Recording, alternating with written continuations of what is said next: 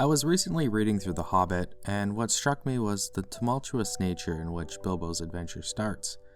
The morning of his adventure, he is late. He scrambles around his hobbit hole for what essentials he can muster and takes off down the road.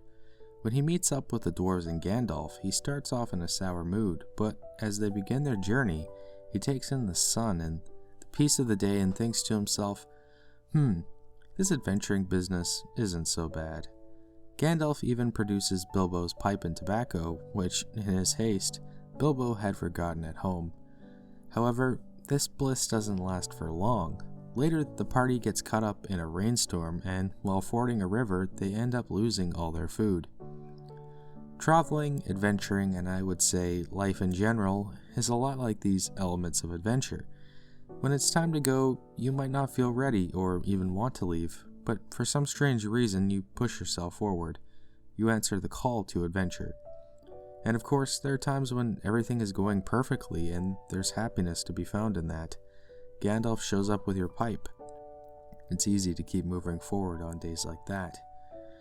But then there are days when everything goes wrong, and you feel miserable and you just want to give up.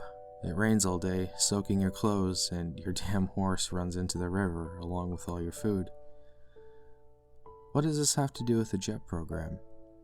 In the not-so-distant past, new participants on the Japanese Exchange and Teaching program would be flown from countries all over the world, arrive in Tokyo together, and participate in an orientation that would welcome and bolster them for their new lives living and working abroad in Japan. Jets could expect to meet like-minded people from all walks of life and briefly explore the streets of Tokyo before being whisked away to their home prefectures. But in 2020, this never happened. The outbreak of the coronavirus put a firm halt on the 2020 JET participants, and unfortunately led some Jets living in Japan at the time to return home. Considering the unknown dangers COVID posed when it was first discovered and propagated, I don't blame them. After the postponement, many 2020 Jets decided to move on from the program and continue other ventures. The world had been changed by the pandemic, and the JET program along with it. In 2021, with many people immunized against COVID-19 and with many countries finding success in keeping infections low, the world began to open back up. Japan had opened its borders, albeit with measures put in place to protect its citizens, and thus the JET program was back on track. Slowly throughout 2021, JET participants trickled into Japan, now spending their orientation in quarantine. It was a far cry from the orientations of years past, but if the program was to continue safely in a post-COVID world, invariably sacrifices would have to be made. In late November 2021, my Canadian JET group departed for Japan. Not a day later, the Omicron variant was announced in South Africa. Japan, along with many other countries, closed their borders. At the time, I was too tired to really comprehend it, but looking back on it, my fellow Jets and I were a single day away from being delayed yet again. It's worth pointing out that our 2020 Jets had been waiting about 2 years to go at this point. I feel especially lucky and grateful because there actually are Jets who were delayed because of the variant and subsequent border closures. I can't imagine their disappointment, and I feel so sorry for them. It's especially bad because the border closures happened the same day some of their flights were scheduled, meaning those Jets had already stuffed their life up into a couple suitcases and had made all the preparations to leave their home, only to be told at the very last second, no. So, what is the Tokyo orientation like in 2021, and what are some tips I would give to Jets still on their way?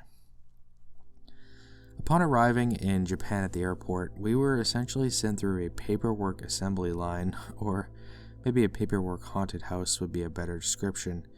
The airport staff were patient and kind with us, but the processing time from landing and then getting through quarantine and customs was about 3 to 4 hours, during which we went from table to table, station to station with our paperwork.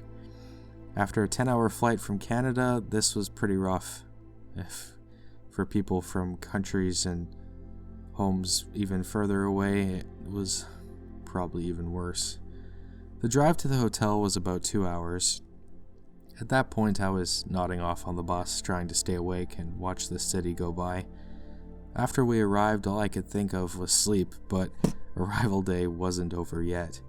Upon arrival at the hotel, we were given a stack of paperwork and our quarantine phones, which we were to use to monitor our location and health condition.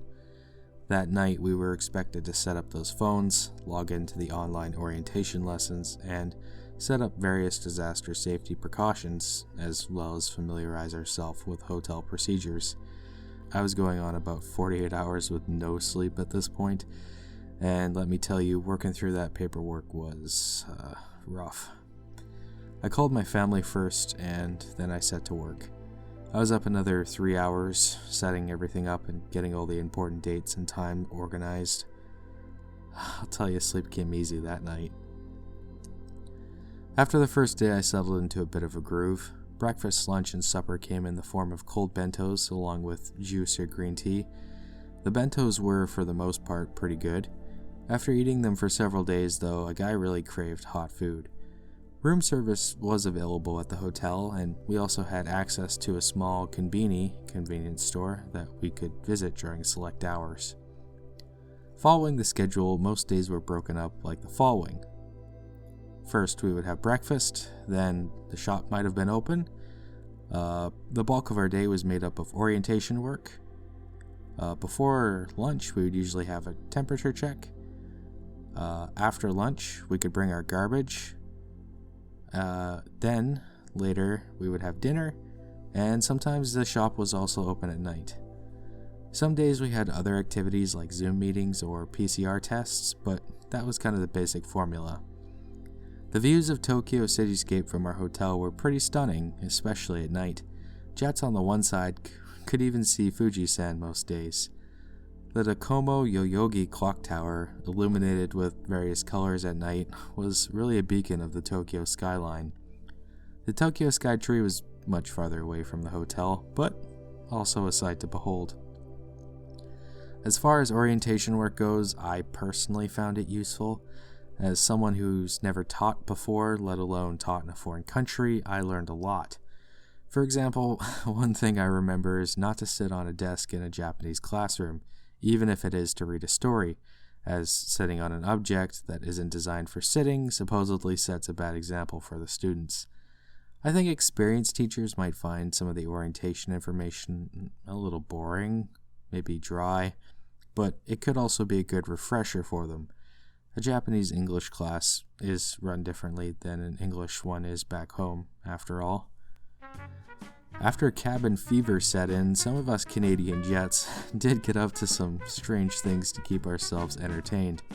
One notable thing was to see who could amass the most amount of green tea and juice boxes from our bentos, resulting in memes and jokes about an underground tea operation. Late at night, some of us watched horse races on TV, betting and chatting on the messaging app Line about who we thought would win. Other times we would tune in to watch Demon Slayer together, or one weekend some brave souls even exercised together. We shared our opinions on food. Takoyaki, ice cream, and curry buns at the Konbini were particularly popular. It was fun, and something to keep our spirits up while we rode out the quarantine. I had applied for an early departure from quarantine, and so left after staying in the hotel for 10 days. I took the bus with some other jets to the airport, and then traveled by plane to my prefecture, Kochi. So far, I would say this adventuring business isn't that bad. There have been tough days for sure, but I've yet to encounter a situation that I couldn't overcome. Also, my horse hasn't jumped in the river with all my food. Having gone through the experience, these are some tips I would give future jets. My first tip would be to have all your paperwork very well organized, protected, and for the love of God, don't lose it. You will need to give airport staff individual papers, so whatever you decide to put them in, make sure they can be easily accessed. I had all my important documents organized into 3 large plastic bags in my carry-on luggage, and that worked decently well. Upon arrival at the hotel, my next tip would be to go through all the paperwork if you can, logging into the appropriate websites, writing down all the passwords, and taking notes of all the important dates and times. After double-checking your paperwork, if you have the essentials done, it's probably safe to go to bed. I felt totally overwhelmed by all of this the night I arrived. and to counter this the next day, I made a daily schedule for myself for the 10 days I stayed. Really, seriously, it helped me stay organized and took a lot of the mental pressure off. I kind of wish the program already did this. My final tip would be get connected with the Jet group you might be leaving with. A Facebook group or a line group chat is an incredibly useful resource if you get lost, have questions, want to make new friends, or are feeling like you just need someone to talk to. I found it both entertaining and incredibly handy to be a part of one during my stay in quarantine, and it helped me feel less lonely. Many Jets are friendly and they share very similar interests as you, so don't be afraid to approach them. Bonus tip! Some Jets ordered mobile SIM cards, and Mobile actually set up a table at the hotel for us to visit. So if you're thinking about getting a Japanese SIM, this might be an option for you to consider. So that about summarizes what I experienced during the 2021 Jet Tokyo orientation. Every situation is different, but if you're a 2022 Jet, you might experience a very similar journey that I did. So, good luck and be bold.